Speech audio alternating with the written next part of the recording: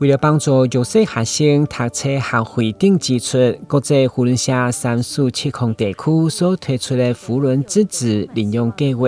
今年已经迈入第2档，期待迁入社区来延续温暖甲教育希望。其中所属的20几个分社5号组织的市府，大家拢抱着欢喜心迎接盛会。其中有一条嘛出席见证因在去年将助学金发送给社会局、家扶中心等弱势家庭。今年度伫台南经领用473名学生，投入567万元资源，以递进感谢中。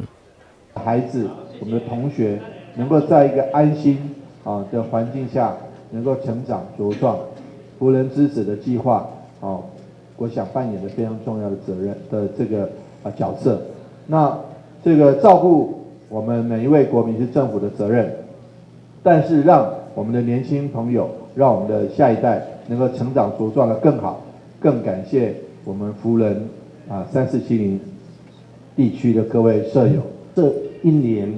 之后，到我们的2024这一年，也非常感谢所有的舍友还有社长们，大家一起努力，为我们这个社区来付出。甚至在我们截止的这个日期，还有舍友想要付出，所以我们还是1年还有1年来持续的为我们的社区来做努力，包含我们明年度我们的这个